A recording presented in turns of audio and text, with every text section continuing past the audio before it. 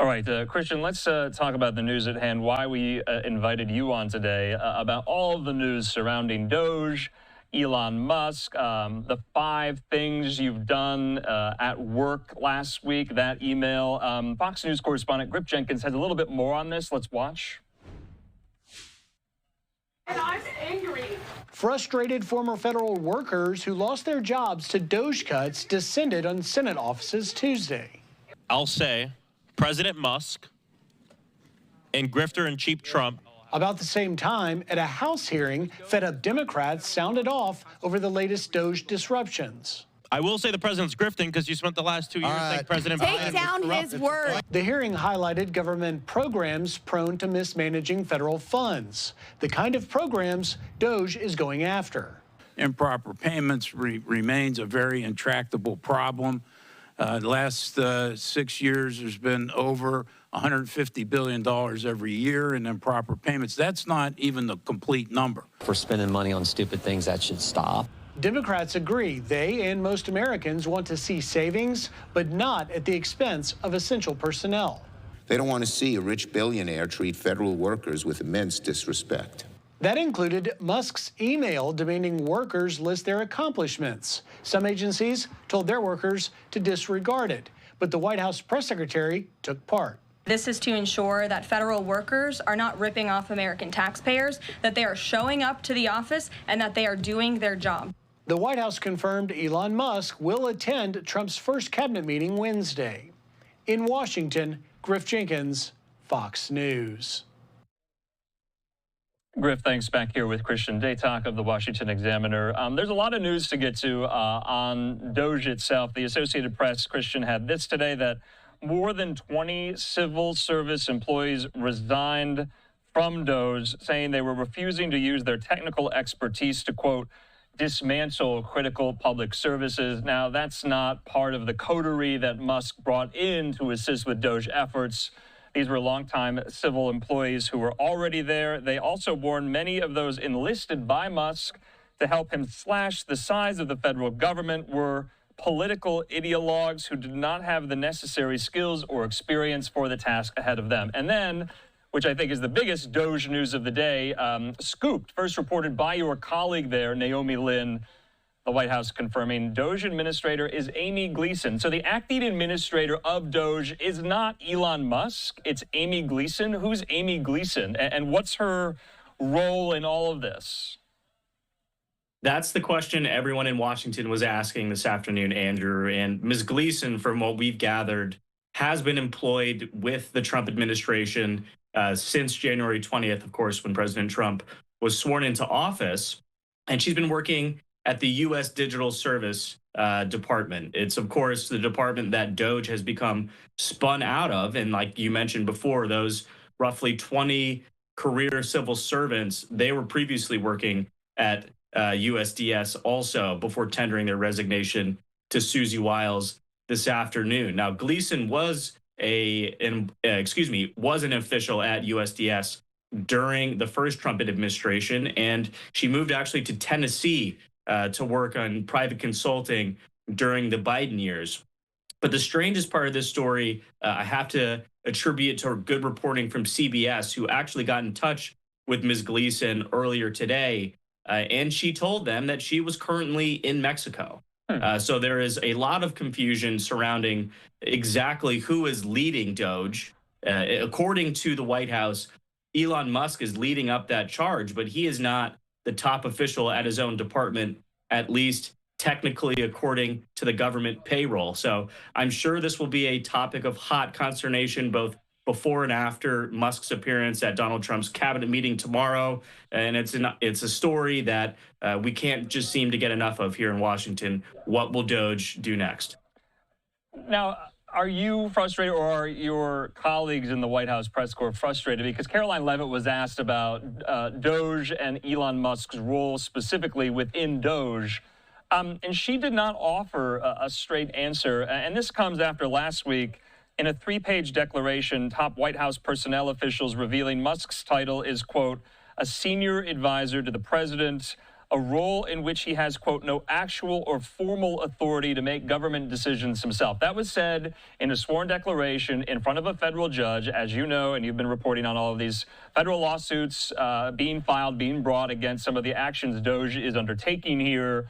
Why won't the White House just come out and say that essentially, you know, Musk he has a special employee, a special advisor to the president, and now that these Senate-confirmed cabinet secretaries, they can do with what they want about the personnel at their own agencies. Are you getting a clear answer from Caroline Leavitt or not? To be quite frank, we aren't getting clarity, and I think this could be sort of viewed as the first scandal, even if it's a small one, that the Trump administration is dealing with here in round two. I mean, when you look at Caroline's press briefings over the last month or so, she's come with facts. She's come with receipts and is prepared to answer virtually every question that reporters, myself included, can throw at her. That being said, I think some of the negative headlines surrounding Musk's role in this government, surrounding DOGE's ongoing quest and how that butts up to some of the walking orders of the department heads themselves. This is an issue that the White House can't just necessarily blink away like some of the other mini scandals that the press has put forward on their plate over the last month. It's, again, like I said, an issue that we've been hounding Caroline Leavitt for clarity over. And even today during the press briefing, she wasn't able to provide that. We had to go behind the scenes and get that information. My colleague Naomi Lim did from officials who were unwilling to go on the record about Ms. Gleason's role atop DOGE. It's certainly not an issue that the White House is proud of. Otherwise, they'd be announcing it from the rooftops like virtually every else we've been seeing coming out of this White House. It does seem strange and bizarre, and I'm sure that we'll get more reporting on this in the coming days, Andrew. I mean, do we even know if Amy Gleason and Elon Musk have met? We do not. Again, my team was not able to get in contact with Ms. Gleason earlier today. Okay. The only outlet that I saw who formally reached her was CBS. And after she was formally announced as the DOGE acting administrator, again, by the Washington Examiner, they were not able to get in contact with her again. There's just so many questions. There's so much confusion regarding this issue, which really has taken Washington by storm. Whether you're a Republican or a Democrat, no one can stop talking about DOGE. It's the biggest story in town. And again, I would be shocked to see reporters not shout questions at President Trump or Elon Musk during the spray at the cabinet meeting Wednesday morning at the White House. It's definitely going to be an opportunity that everyone should check out.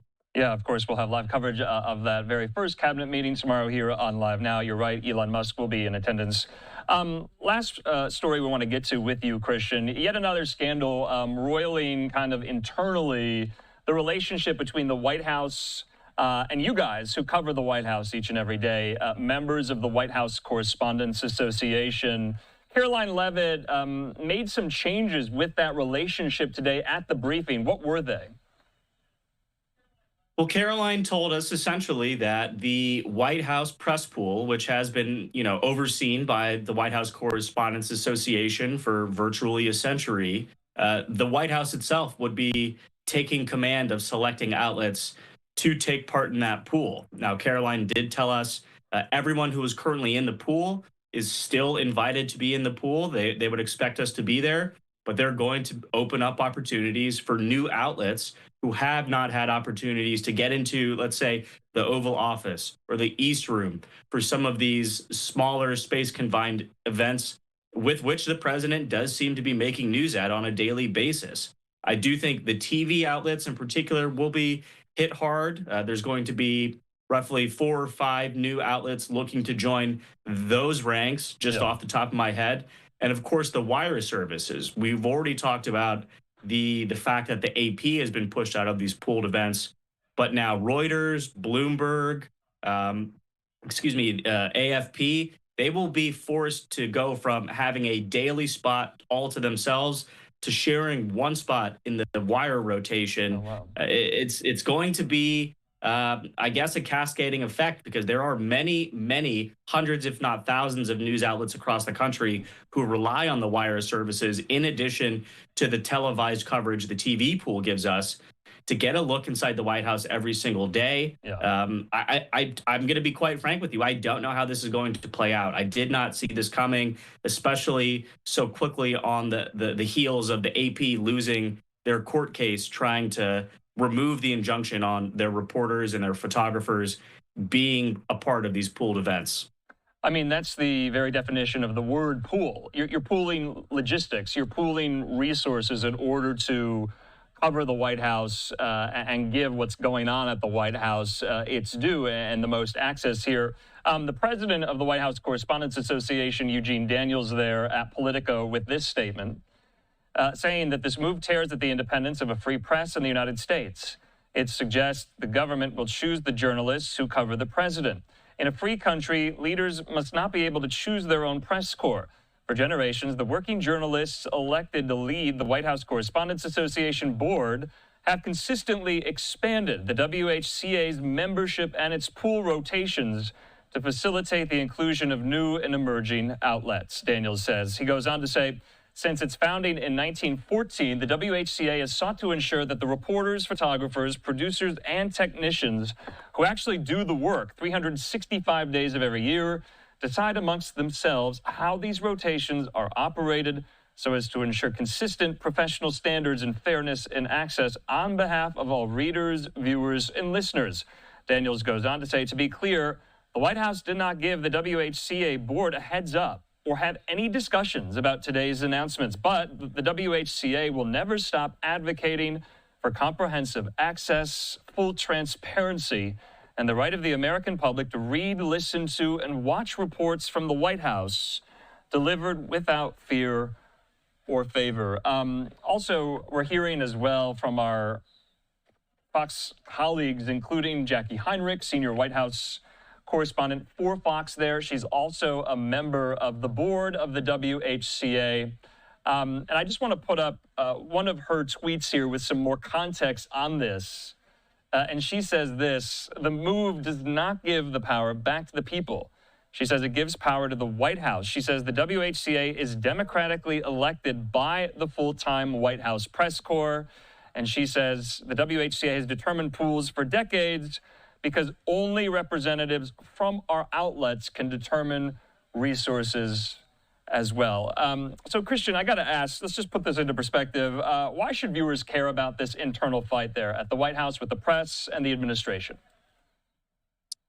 Well, I think in general, it's important to have an independent, free-thinking, diverse of opinion press corps covering every single administration, because that's the only way the American public can get a true, complete picture of the goings-on within the White House. That being said, when it comes to some of our perhaps more fiscally conservative-minded viewers, and this is one thing that I had seen Jackie touch on Twitter, but was not included in that one tweet that you just put up, there is a cost-sharing duty that all of these outlets in the pool, myself and the Washington Examiner included, take on to reimburse the taxpayers for using space within the White House, whether it's, utilities, electricity, internet, physical desks to report from, or flying on Air Force One and reimbursing the taxpayers money when it comes to fuel costs and food and things along those lines. I'm not sure if any of these new outlets looking to join the pool are aware of those constraints, but it's not like the press corps is just taking up space in the White House and living there rent-free. There is a real cost of doing business here, and I'm not sure that all of these new outlets are aware of that prior to potentially signing up to join this new pool. All right, we'll just have to follow it and wait and see. Christian Daytag, I know we covered a lot of topics. We always appreciate your reporting and your insight. We'll talk soon. Thanks so much.